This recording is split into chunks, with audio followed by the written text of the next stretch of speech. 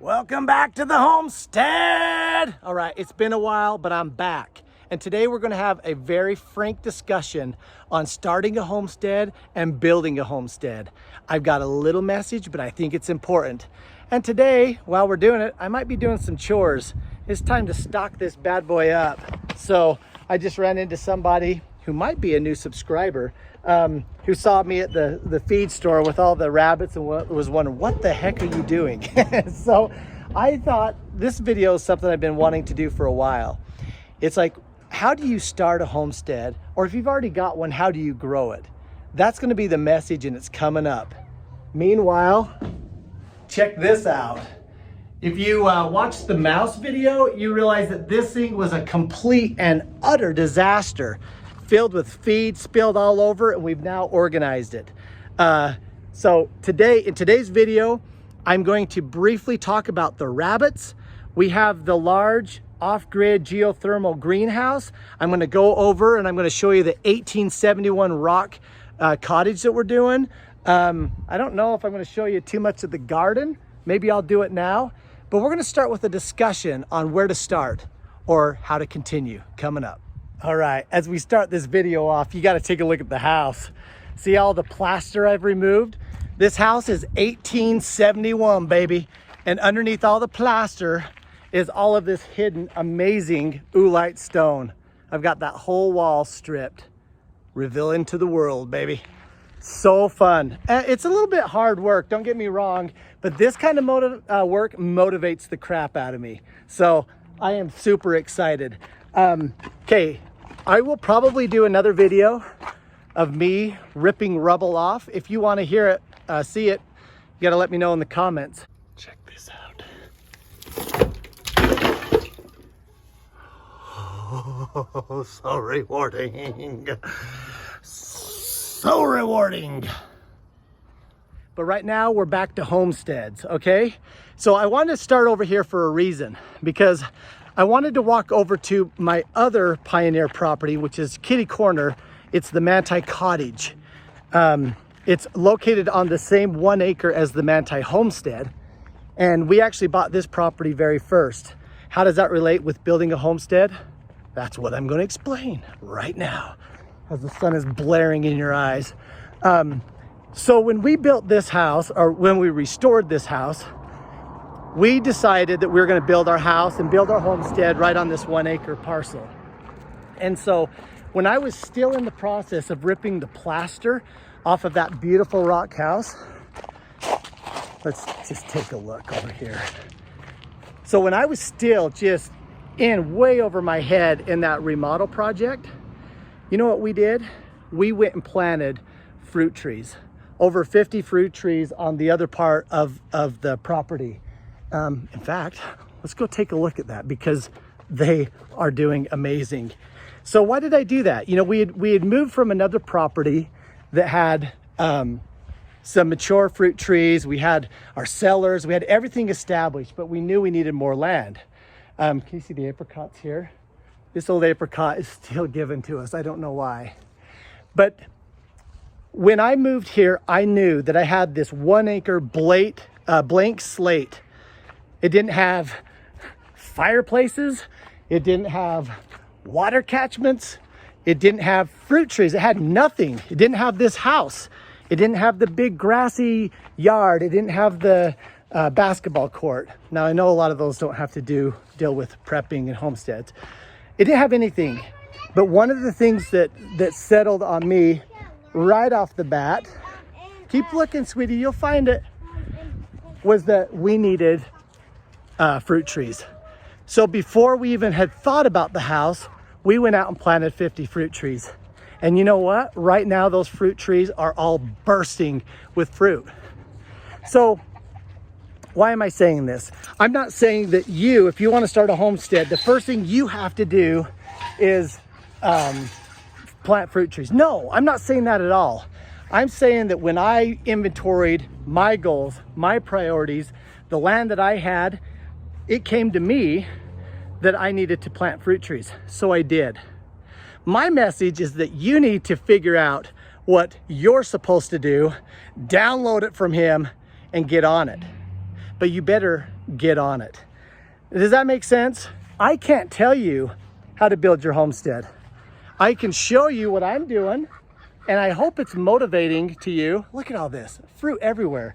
I hope it's motivating and not overwhelming, because you know what? I look at some of these other prepper folk and I'm like, holy crap, they're amazing and I'm nothing. And maybe some people even look at my little efforts and do the same thing. Whoa, the Manti Homestead has everything. I have nothing. I'm discouraged. I'm just going to do nothing. Like, that is stupid for both of us to think that. Stop comparing your homestead to someone else's and do what you're supposed to do. I can't give you a blueprint. No one can give me a blueprint. You just got to get it from God, but then you got to do it. You know, so like if we're being, come here, lambs. If we're being honest, we're just about ready to go into the sickness 2.0. Yeah, I mean, out of nowhere, it's coming from Canada. And oh, by the way, we have a magic solution for it. You know, science, the speed of science, it's amazing. They've already calibrated a solution for a new variety. I'm using code words because in America, you actually don't have as much free speech as you did 10 years ago. That's a problem. So anyway, all of a sudden they have it calibrated. We all need to get this solution so we can get through 2.0. That is all a bunch of horse crap. You know, fool me once, yeah, fool me twice. And so what I'm getting at is the first time that things fell apart, you know, they did so many stupid economic decisions, shutting businesses down. And you know what happened in 2001 and into 2021 and 2022? We had massive amount of shortages. How do I know? Because I built a 100-foot greenhouse in the middle of those shortages, and it was awful. It was absolutely trash. I took the sunglasses off for emphasis. You like that? That, and then if I'm looking at the wrong place, you don't know.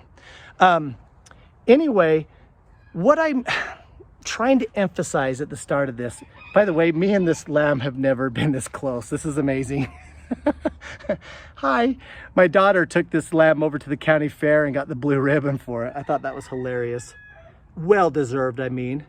Yes, gonna make great lamb burger here pretty soon. Sorry, that's mean. It's true though. We have been going through so much the last 3 years. We all have crisis fatigue. Well, you know what? Get over it, because none of the stuff that's happened has really relinquished. It's still ongoing. And if we go into 2.0, the world is going to get even more crazy. So we need to just like not get down. Oh, nothing's happening. All of these preps are worthless. No, bull crap. Now is the time to just stay on it, to get adamant. So when I was building my homestead, something that came to me was I needed fruit trees. And so lo and behold, I mean, look at these things. I'm propping them up finally, a little late, but we've just got massive loads of fruit. And so we're gonna do our very best. Can you see them? So we're gonna do our very best to also learn how to preserve. So another important aspect for me is, Nate, you need to buy a freeze dryer. So I did. And now I get it. Like when I say that I can't give you a plan, not everybody can buy a freeze dryer. And I'm saying to you, not everyone should. But if you're feeling like you have the finances and you're feeling like you're supposed to do it, then I'm saying you better do it. You better listen. Because just because you're having crisis fatigue and you're like, whatever, like I'm afraid right now, too many of us are sitting on our butts because we've been lulled away into a false security. And so I'm just telling you, that is what you don't want to do. Sorry, I got to get into the greenhouse. I want to show you inside of here as I walk around. So my first message is that don't get complacent. The second message is how do you build a homestead? So I have decided, well, first of all, I've decided that ducks are completely worthless. Don't do ducks. Just kidding, because actually my kids love duck eggs. My kids are weird.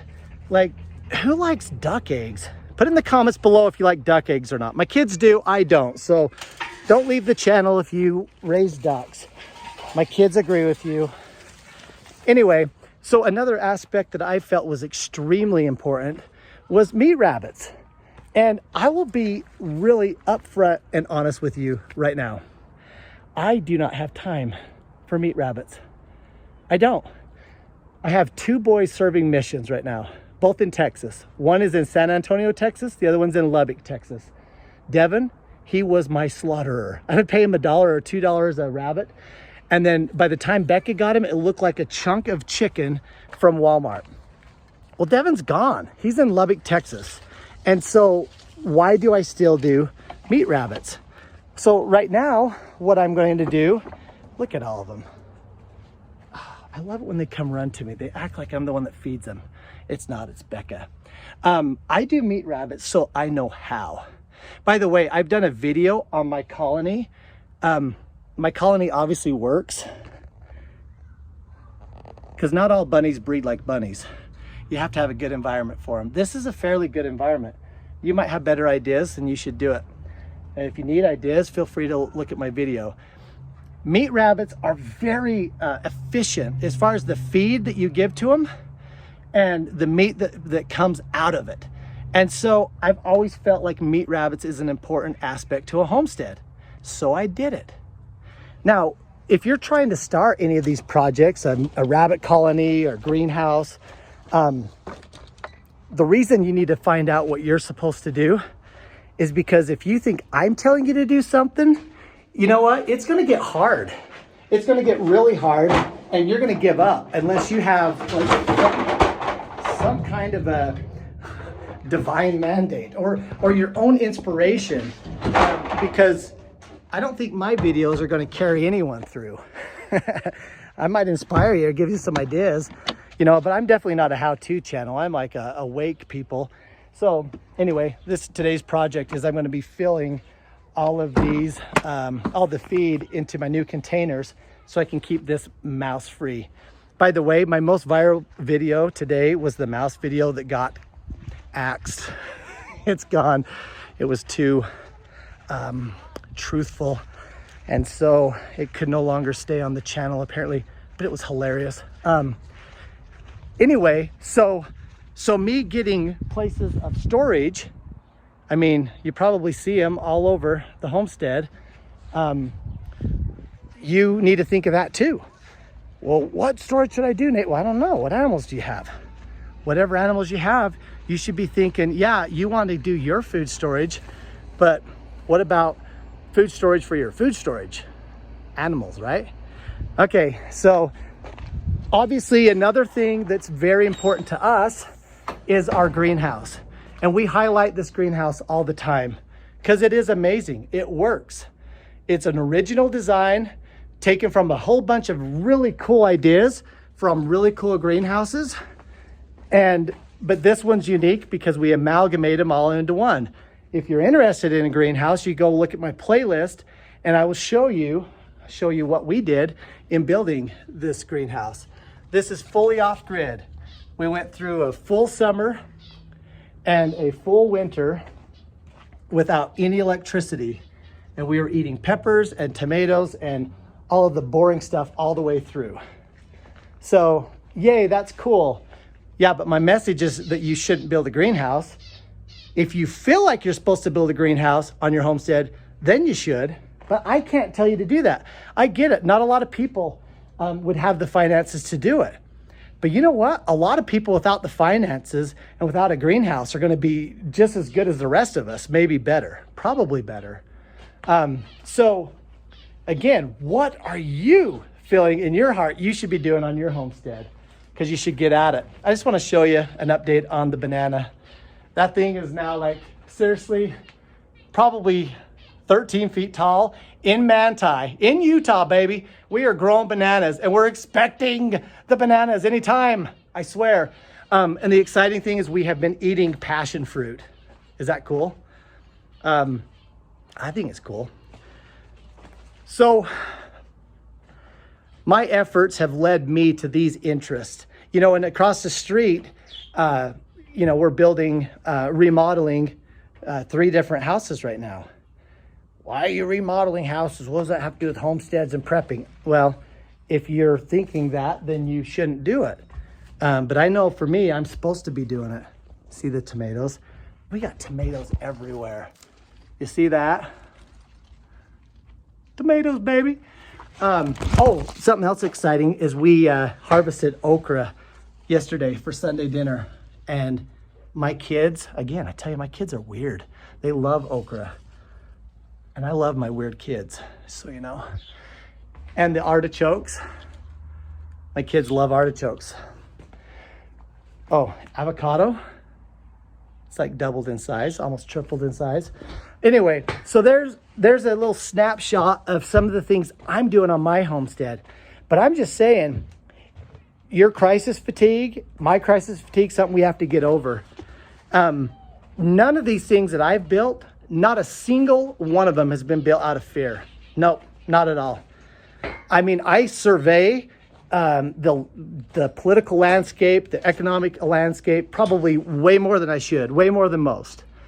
So don't get me wrong, my head's down all of those rabbit holes, and I'm doing, high amounts of research on what's going on.